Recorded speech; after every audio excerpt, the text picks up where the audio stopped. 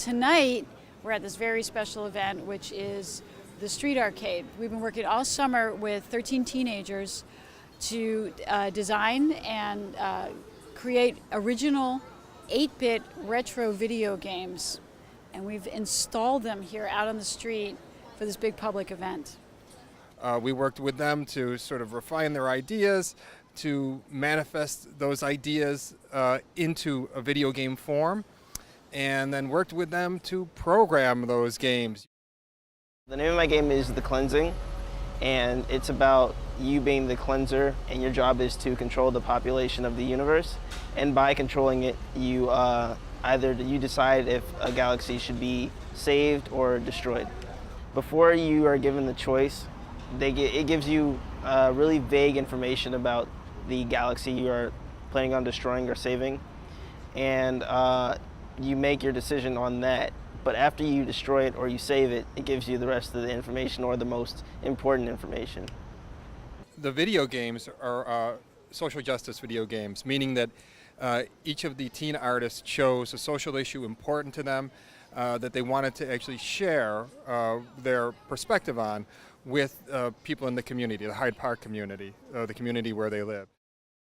The name of the game is Peer Pressure, and it's about a girl. She's a new student at a different school, and she's trying to make friends, but the group of girls is not accepting her because they already have their group of friends.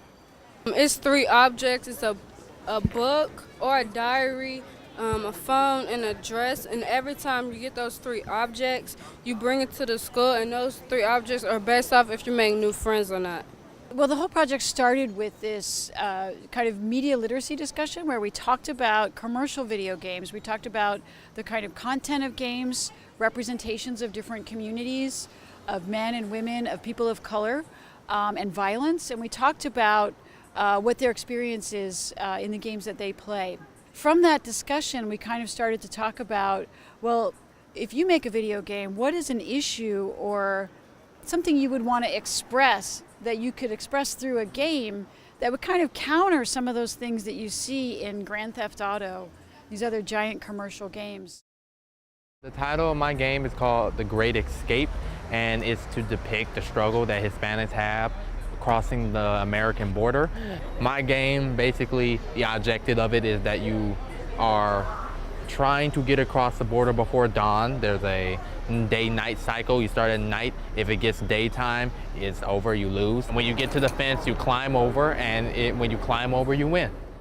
It's a retro arcade, so in addition to having the games be in the style of old Atari games, we also have old, like retro-style game controllers, big red joysticks, plastic buttons, and the reason we chose to do that was because when we thought about it, most of the young people's experience of gaming now is on tablets, laptops, and it could even be online with other people, but it's all virtual.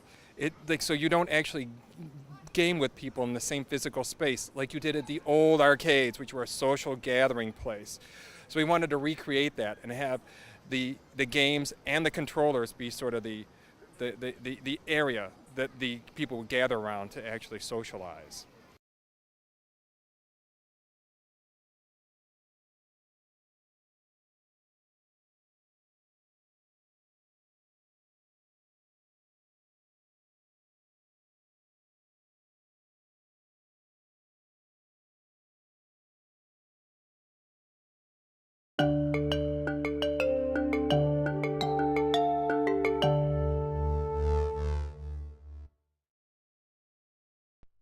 This program is partially supported by a grant from the Illinois Arts Council, a state agency.